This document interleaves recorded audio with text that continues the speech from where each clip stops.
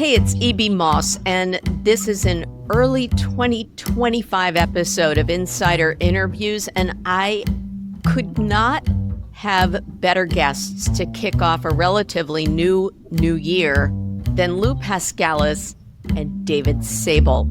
They are both thought leaders. They have more adjectives and descriptions after their names than I can even begin to describe. I'll shout out a couple of them, and then the rest, you can find them on LinkedIn. I think the nuclear engine for the 2025 advertising industry is going to be the symbiosis between connected TV, or what we call CTV, retail media networks, and then podcasts. I think we're just going to continue going towards simplicity. I think the world craves simplicity, and I think we're going to see a lot more around simplicity as we go forward. If you're a regular watcher or listener of Insider Interviews, you probably know these guys. Lou is a powerhouse in data strategy, privacy tech, digital media. I've known him for 25 years, and he is making his second appearance on Insider Interviews. And you're going to have to get one of those jackets, Lou, like they do with a 5-time host on Saturday Night Live. Yeah, there we go. And he is also a tireless evangelizer of the importance of investing in the news media and preserving democracy. You can definitely hear more details about that, and then we'll catch up what's new about the news in this episode. But check back to my last season's episode with Lou. I'll add a link to the show notes. Now, David Sable has me a little bit intimidated because I know him mostly by reputation as opposed to tenure, like Lou. And what a reputation. I can't even summarize his career path, but his adjectives on LinkedIn include global brand builder, crisis whisperer, global influencer, author, big ideas guy, former global CEO of Y&R, but also one of my favorite lists of adjectives, people first always. That's in his bio. And he literally wrote the book on that about teaching children to be kind. So welcome, gentlemen. Thank you. Welcome. Thank you so much. It's an honor for me to be here with you, and most importantly with Lou. Oh God, stop, David. You're a bunch of years, and we worked together, and never as my client, but as friends, and Lou's the best. So Mutual Admiration Society is a true mentor and someone who I can always count on for an opinion. And one thing, EB, I'll make a shameless plug for David's one of the best reads on LinkedIn. He publishes a column called Imagine, and it costs nothing and it delivers infinite value. And I like those deals, so I highly recommend it. Me too. I mean, I'd be real happy if it delivered something, but what can I tell you? I would just say that. Whereas it's very nice to be former, but currently as Vice Chairman of Stagwell, yes, that's really defines my workday, I have to say, and it's an incredible company, an incredible place to be, and I'm actually honored again because Lou's working with us on the future of news that comes out of one of our big Stagwell initiatives. So very important for the discussion today. Yep. Yeah, I neglected to mention that. I now work for David, so I have to be extra nice. But I actually want to start with the human side of everything, because I know a little bit about each of your respective passion points. David, I'm going to show you something. What are your thoughts on this? Oh, the doors. Wow. Oh, my God. For those who couldn't see it, I was holding up my vintage denim jacket from the Oliver Stone movie about the Doors because I did my homework, and I know that you're a huge fan of them. Fanatic, not just a huge fan, a fanatic fan. Okay. The Doors were, in a way, sort of my coming of age because I must have been about 12, 13 years old when they were playing at the Purple Onion, and they were in San Francisco, and one of my slightly older cousins was already a Jim Morrison groupie, and it was just something about their music that grabbed me and touched me, and to this day, they are my single favorite rock band of all time. I know everything about them. I buy everything I can that's related to them, and What can I say? Thing. Now, Lou, I have to share this with you for being my first repeat guest on Insider Interviews. Oh, very nice. Very nice. Chateau Lafite Chateau Rothschild. Lafite. Yeah, that's a beautiful bottle of Yeah, wine. I can't see the that is vintage, but I hang on to recognized it. it in a second. Beautiful. it's not Gallo, not that there's anything wrong with that, but that was our origin story, and you have taken me to some fabulous meals and taught me a lot about wine. So that was sort of my intro to the human factor, and it actually circles back because it really impacts everything in our industry, and I really wanted to talk about that because both of you champion human first or consumer first approaches. So, David, Lou mentioned your fabulous posts on LinkedIn. And one of the words that you use a lot is Digibabble. And so I wanted to not only get your definition of that, but like the most eye-rolling example that you've seen of Digibabble and, you know, what we do about it.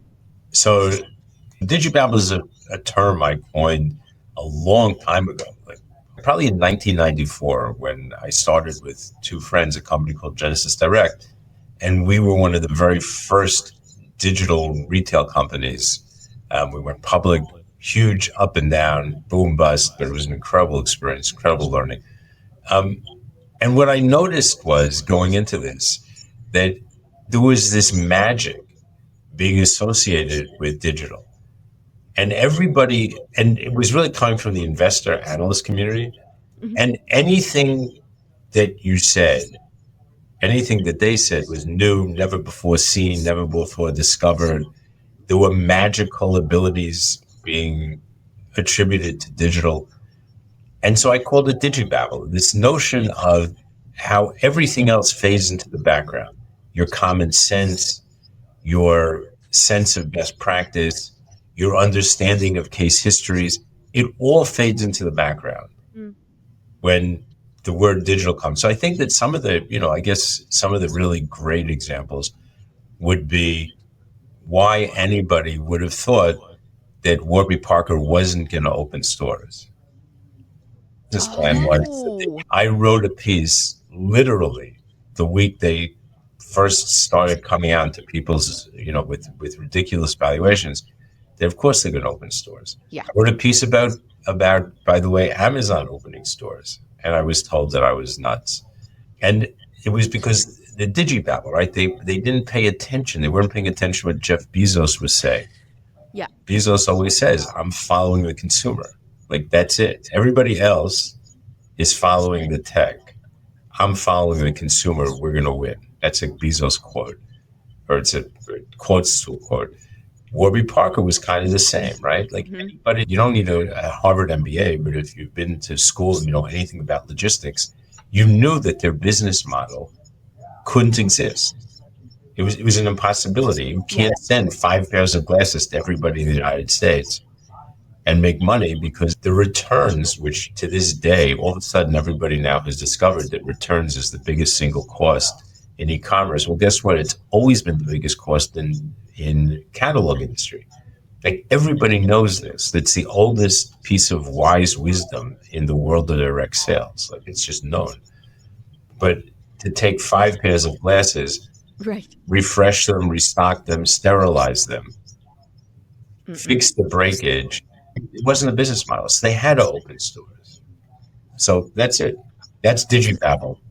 And is that part of why you're bullish on retail kind of coming back again, more of the fi versus the di in phygital?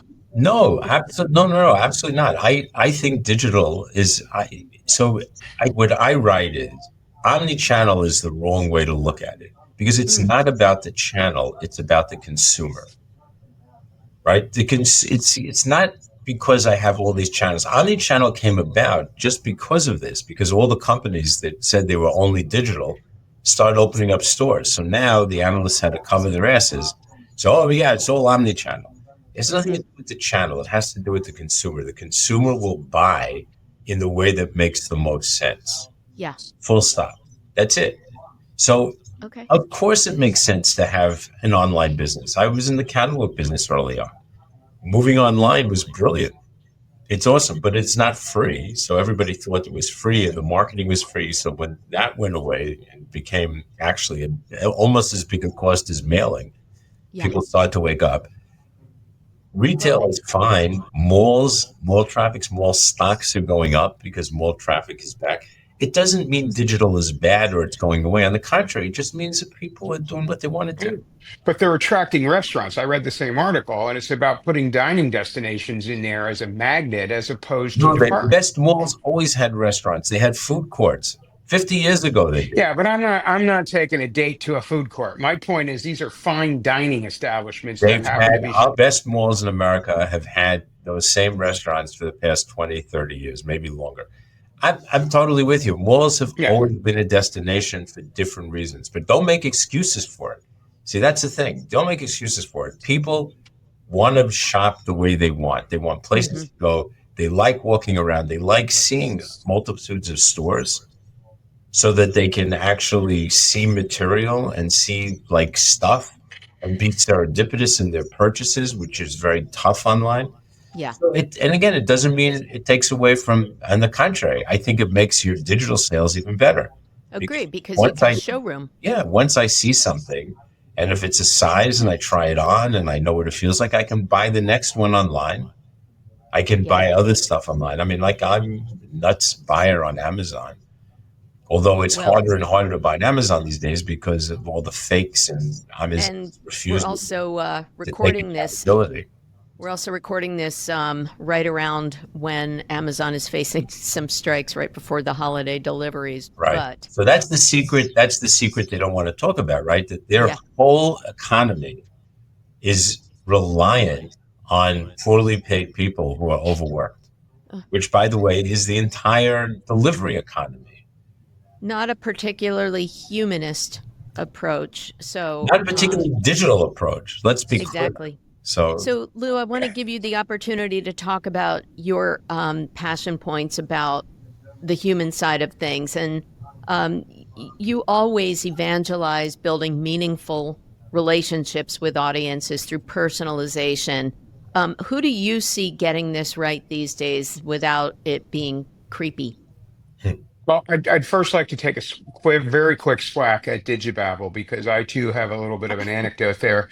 My example of Digibabble was one of the first summaries I read of the verdict that the DOJ got against Google. And it was written by a friend of mine who's highly technical, and I've got some digital chops.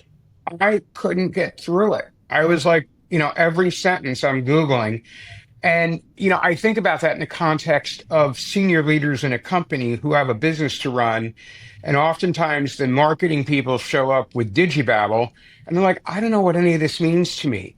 I likened it to Charlie Brown's teacher. If you remember, I think it's seasonally appropriate. Wah, wah, wah, wah, wah, wah, wah, wah, wah, digital. And, so the CFO is now tuned out. If you don't contextualize everything into the growth agenda, you might as well not go to the meeting. They don't care what we do. They care how what we do achieves growth. And what I do with all my clients is I start there. Do you know the specifics of the growth agenda of the vendor, the client you're talking to? And, invariably they don't because they're talking to the wrong person. But I will liken it. And this is the reason I was excited to share this. When I started in the wine industry, we had the same problem. We talked about terroir, which is the soil and the earth. We talked about natural acidity. We talked about mouthfeel. We talked about astringency. And everyone was intimidated. So 90% of the wine was consumed by 10% of the people. And, my first employer out of business school was E&J Gallo.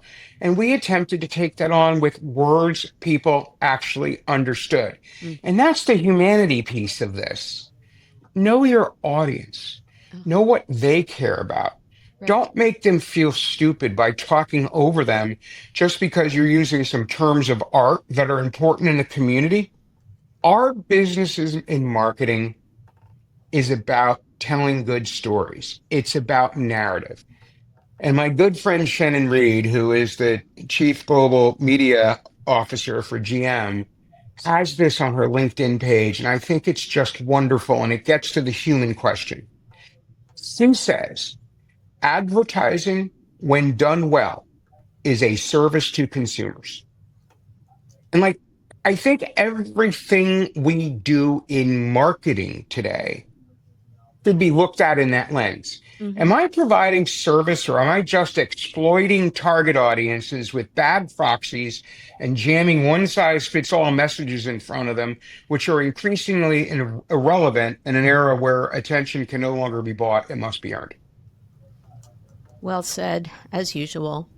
But now I'm going to give you the tough talk part of it, because I want to segue from just human and focusing on the consumer to how we incorporate the technical. And as we started to say at the beginning, Stagwell, David, has done quite well by incorporating some real AI-enabled offerings lately, and quite proudly and rightfully so.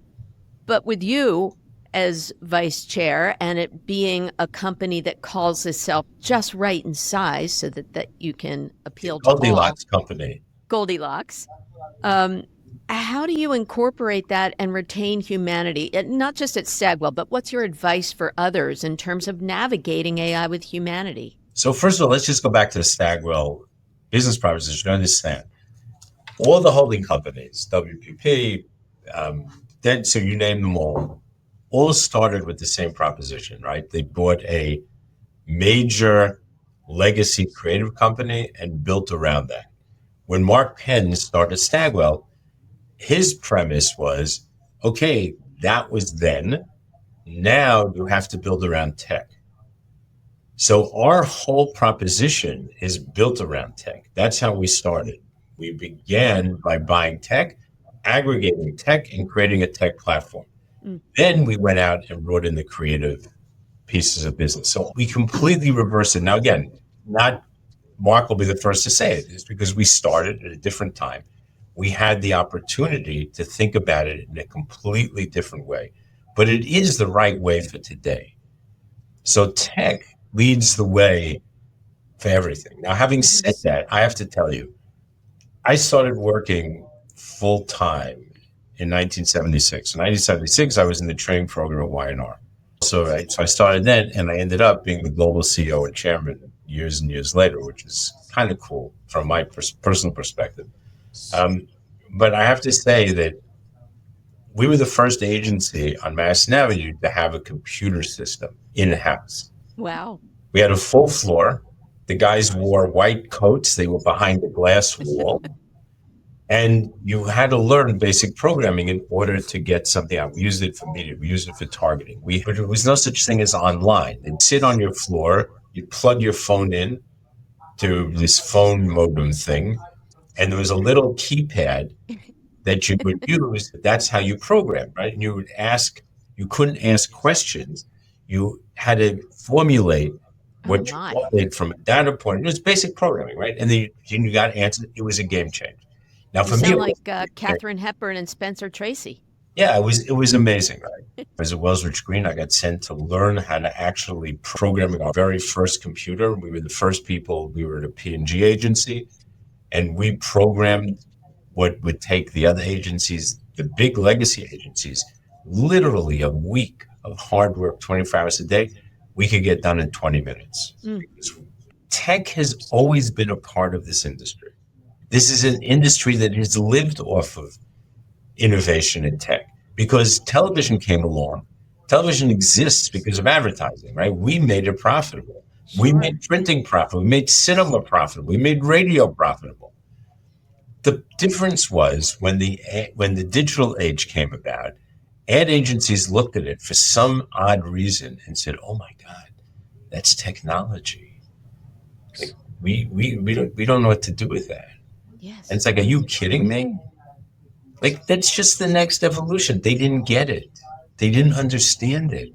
So what happened was that a whole bunch of companies came about, none of which exist anymore, by the way, and they became the digital, if you will, tech leaders, and they led with the tech.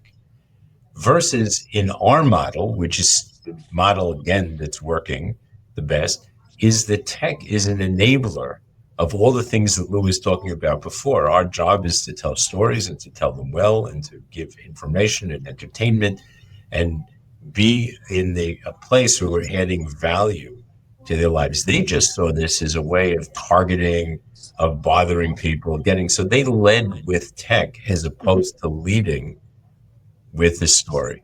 So I'm a big foe of when people say digital first. It's like, what does that mean? Everything is digital. Right. Not so my mantra is digital is everything, but not everything is digital. Right. So if you buy coffee from a corner guy with a little budka, chances are, and I use guy in the non-sexist, non-gender sense, by the way. So from that person, chances are they've got a cube or some way for you to, or Venmo or whatever. Mm-hmm. So there you've got a digital, everything is digital. If you buy the New York Times on a Sunday, which by the way, increasingly younger people are doing because there's a ritual to it, that paper comes to you from a digital source. Right. Broadcast TV comes to you from a digital source. But not everything is digital. I took my granddaughter to Taylor Swift in Miami. It was packed. $2 billion this woman made going around the world. And by the way, there was a ton of digital stuff in the background in the movies or whatever. And meanwhile, the merch, you had to wait online an hour. Oh, for the physical. Right, right. There is no omni anything. There's a consumer. Yeah. If you don't get that there's a person, a consumer, it's all bullshit. I want to make a quick point before you circle back, EB, and build on what David just said. I agree with everything. Just as digital was an evolution to how marketers targeted consumers, we're now at the next inflection point with AI. AI is going to move from targeting people to engaging people. And we're going to be able to create much more relevant and granular creative that stops people in the feed. You know, we need to engineer relevance into every interaction.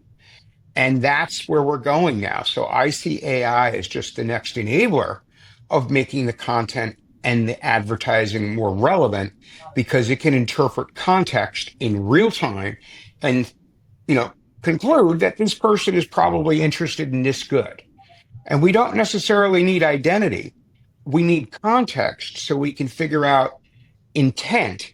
And that's what AI is going to be great at. And that's what I'm learning from a lot of the people at Stagwell. Well, I'm going to cut you guys loose with short answers about two things.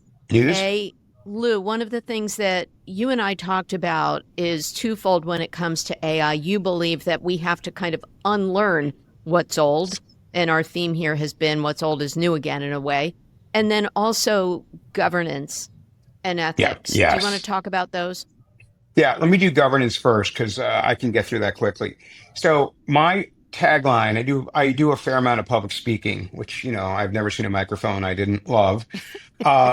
But I ask everyone to do this. You back though, so that's the good thing. True. Thank you, Dave.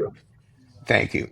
But I always say to people, for every hour that you put into AI, reinventing your go-to-market and ensuring that you're creating more relevant stuff, put an equal hour into how you're going to govern it, because it will become a many-headed hydra. And, you know, in the best case scenario, the regulators will come after you because you disenfranchised a protected class. You've done something that you didn't anticipate the AI could do.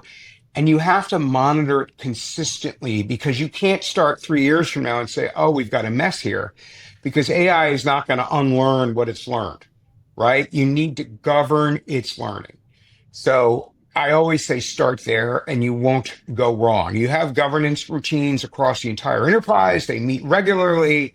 You need to engage them. They are your best friends, not people to be avoided. The other question was about creative and ethics. Oh, well, very similar. I think what we need to really understand is, one, we never want to take the pen out of the hand of the executive creative director. I got into this business because of a guy named Bill Bernbach and what he was able to do with little ugly German cars that were 1/3 the size of what was popular in America, and with bold words and black and white print, he created Volkswagen, right? So you want the creative director because you cannot make creative in the rearview mirror. But we have new data sources. We have new opportunities like AI to give that person a leg up. Here are 20 ideas you could consider to engage this audience that we discovered that's buying your product. Then he or she looks at that and says, oh, my brain can connect these dots and make something really compelling. But we're never going to replace the executive creative director, nor should we try to. Yeah, I agree. Let me just build on that for a second. So, again, like everything else, life, our lives, we're on a trajectory, right? Whether you believe in human evolution or not, it's irrelevant.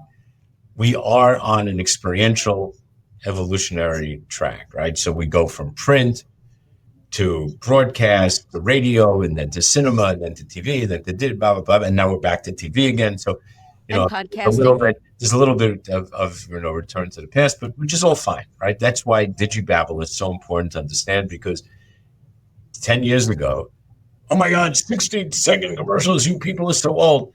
That's all anybody talks about today, because we're back to the same place, which is fine. It's all good. Just see it in a different way, right? We stream it instead of having it broadcast. Who cares? It's great content. That's what you want. You want ads in it, as Lou said before. They're giving you information to entertain, whatever. What's interesting about AI, so we've always targeted, we've always used data, but we didn't have really good data or good targeting. It got better, and Lester Wunderman, rest in peace, came along and changed the way we look at data. Move forward, AI comes and changes things, It's always going to happen. But let me give you a story that I just wrote about this.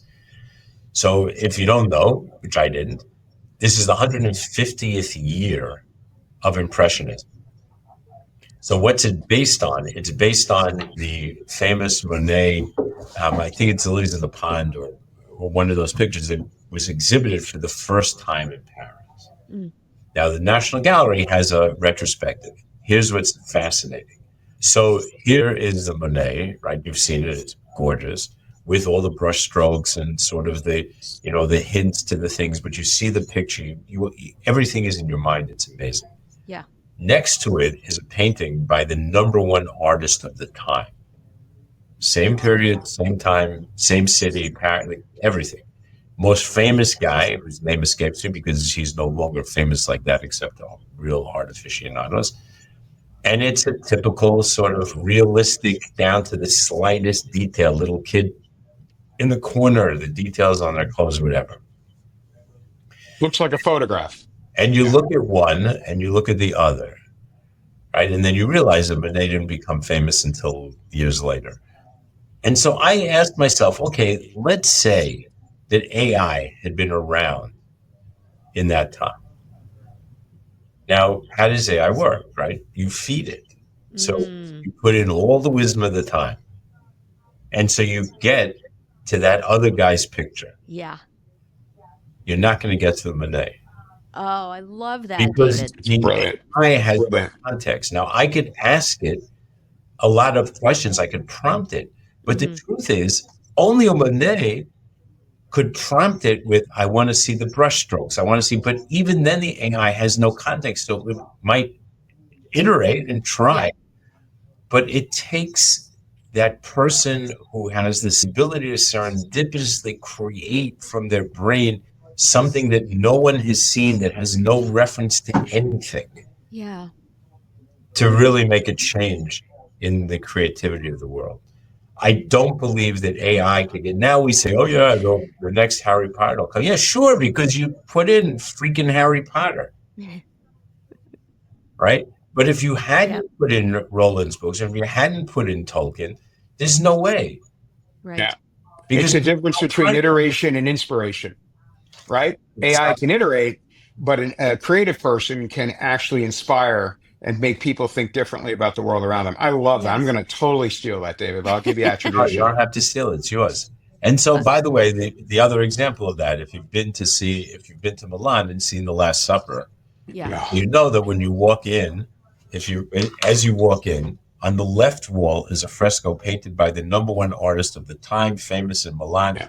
On the right is the Last Supper. Now, they took a flyer on this guy called Da Vinci. They didn't know who he was, right? And they let him paint.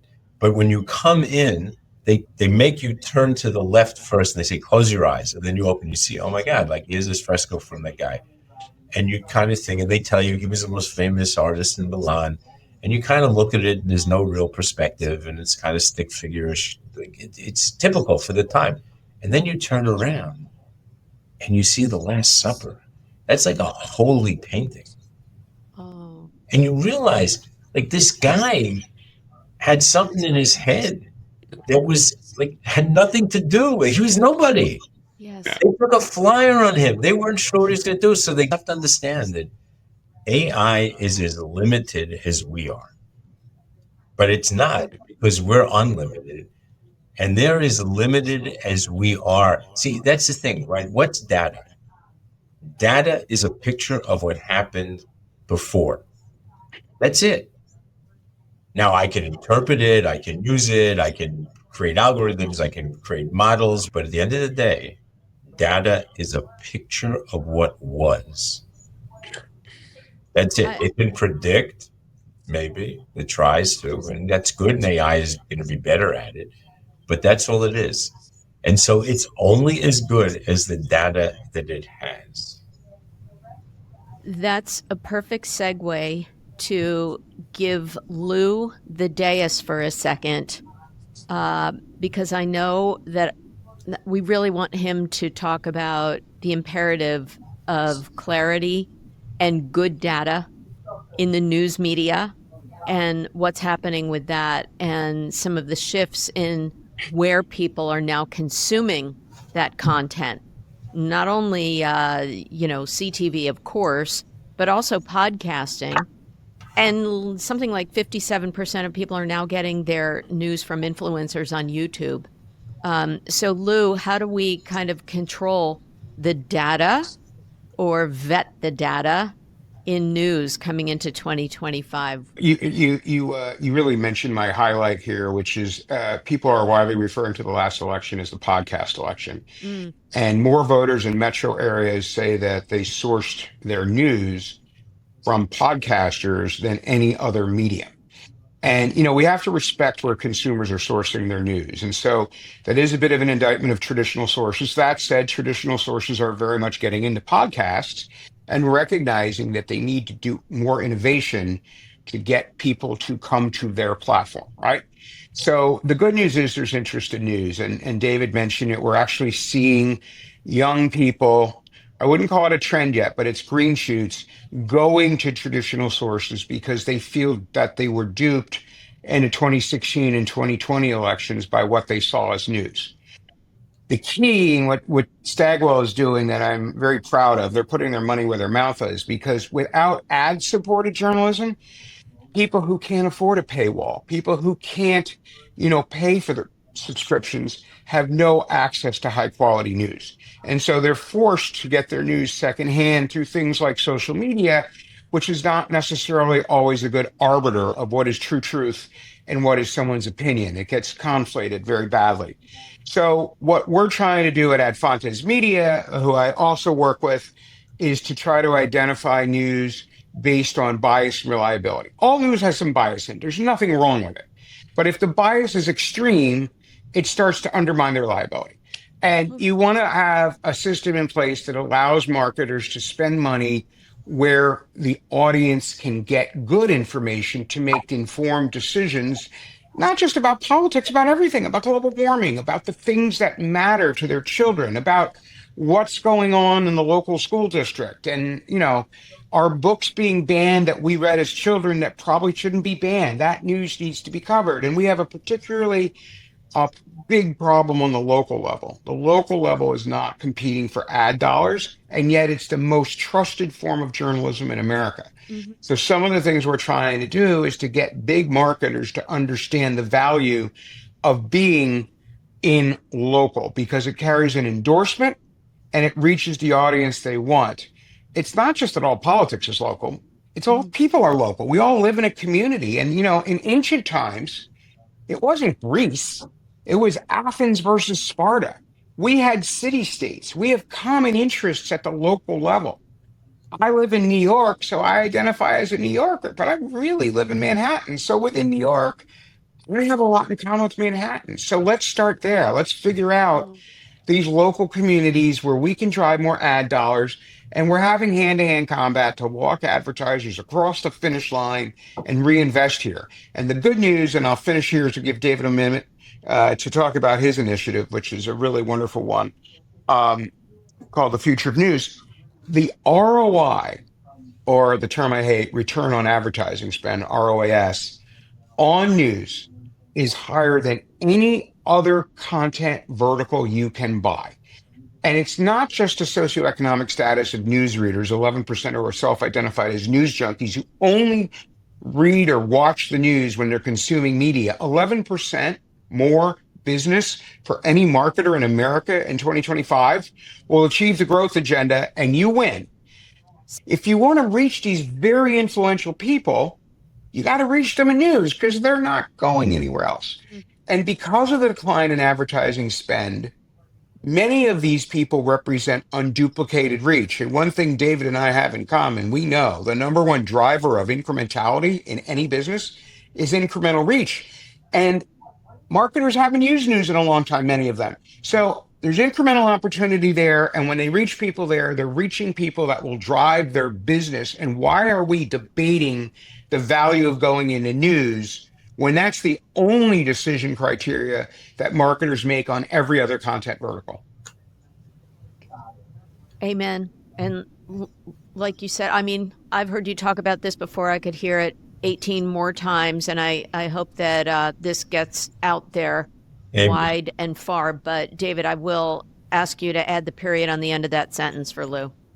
So bottom line, Lou and I collaborated on this before COVID. We did a session at an event called Stream. He and I together. We even handed out T-shirts to everybody, and we ended up having one of the biggest sessions in. People still talk about it. Yeah, in the place. We were the first people to put up this notion of the importance of news, the importance of the First Amendment. It was pretty way before its time. I think what's changed. Mark Penn had a vision about brand safety. He was fascinated by this notion of brand safety playing a role in advertisers not being in news. This notion of, I can't be in news because, God forbid, if my ad is next to some piece of news that's got some trigger in it or whatever it might be, it's going to destroy my brand. Now, what's interesting is that back in the day, nobody ever thought that. Being in primetime news, like on television and broadcast days, was huge. Being in the New York Times, hello?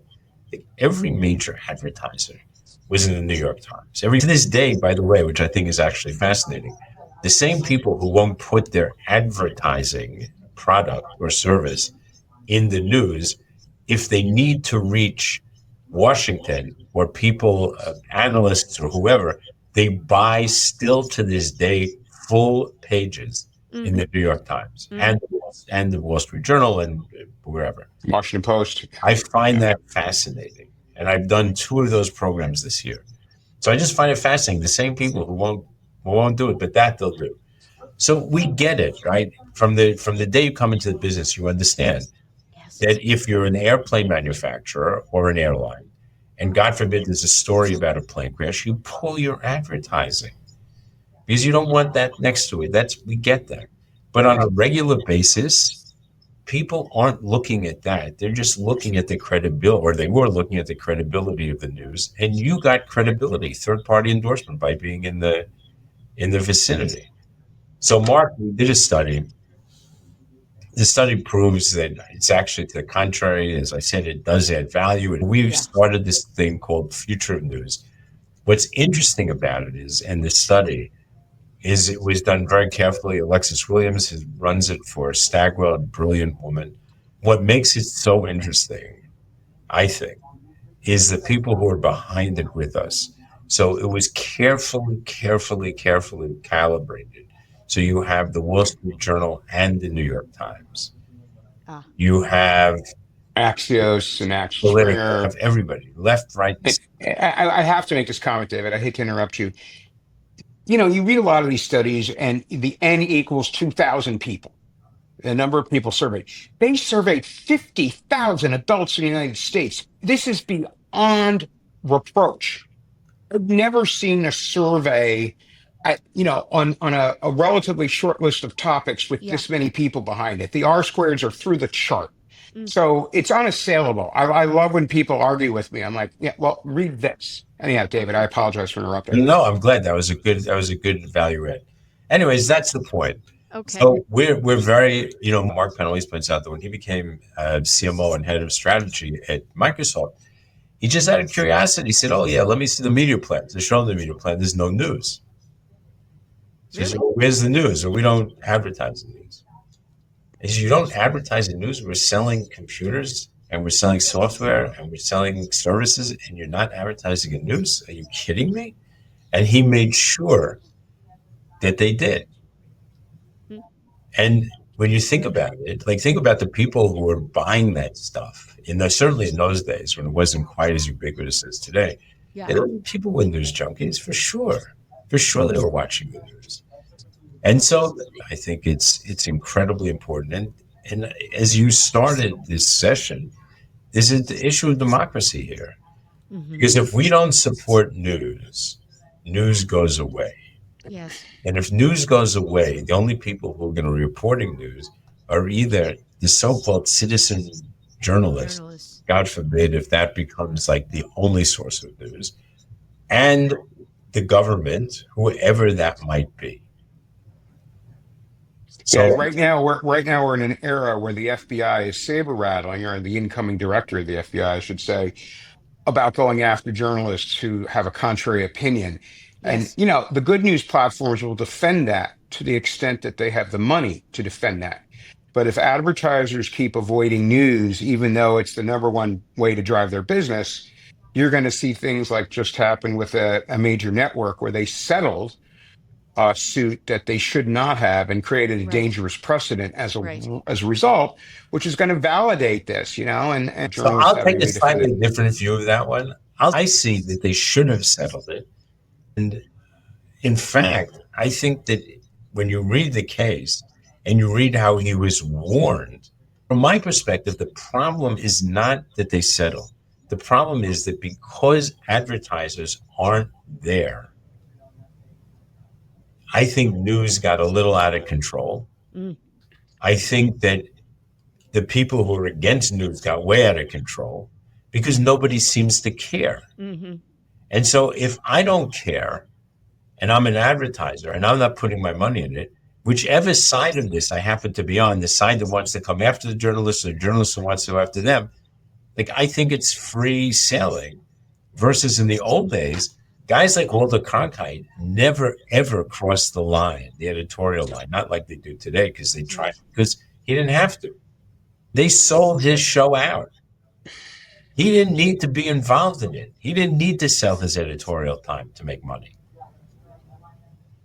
And he would never write a headline for a story that didn't match the story. One of my frustrations today, in the desperation to get digital eyeballs, there's a different person writing the headline for the article than who wrote the article. And oftentimes I find very thin connective tissue between what the article purported and what the actual story was. And I think that's to the detriment of the journalism. So it goes both ways. We need more product innovation in news, but we need advertisers to understand the importance in driving their business and supporting our democracy. Absolutely. And perhaps not rely on AI to generate a headline without having the context and the humanity, kind of like teaching it to paint a Monet. Although we don't want to lose the New York Post headlines, though. No, that's true. All right. On that note, gentlemen, any last headline that you will venture to predict for 2025? You get one sentence. I never predict the future. I'll just say, I just wrote a piece on this. I think we're just going to continue going towards simplicity. I think the world craves simplicity, and I think we're going to see a lot more around simplicity, as we go forward. And then I will publish in my Imagine I did my recap for 2024. Actually, I did pretty well. I loved it. But my cloudy, or as I called it this year, my muddy crystal ball. Yeah. I think this year it's still muddy, cloudy, whatever, but let's see. Okay, perfect. I'll add a link in the show notes. Lou? I think the nuclear engine for the 2025 advertising industry is going to be the symbiosis between connected TV, or what we call CTV, retail media networks, the Walmarts and Amazons and Walgreens of the world, and then podcasts, where the better podcast you have to log in and in some cases pay a subscription.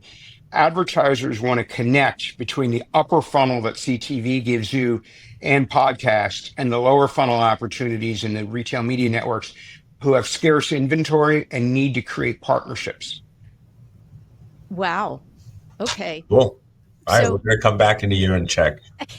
Definitely. I love it. And maybe my future will be insider interviews will be in store at Walmart and streamed as well. There you go. Okay. There you go. David Sable, Lou Paskalis. My head is not going to fit through the door. Thank you so much for your time and helping me kick off 2025 in such a brilliant way. Appreciate it. Thank you. Thank you. Thanks for the opportunity, EB. Thank you. Hey, it's EB again. This is a thank you for listening to Insider Interviews, but it's also an acknowledgement that this episode was recorded while the wildfires of Los Angeles were burning. My heart goes out to all of my friends. It's my former hometown, and especially to the composer of my theme music, John Clayton, the Grammy-winning arranger and bassist, who lost his entire house and the house of his daughter. So if you want to donate, I will add a link to the show notes of where you can take action to support the Los Angelians. And if you wanted to support this content at buymeacoffee.com/mossappeal, I will be donating a portion of all donations back to Los Angeles. Thanks again for listening.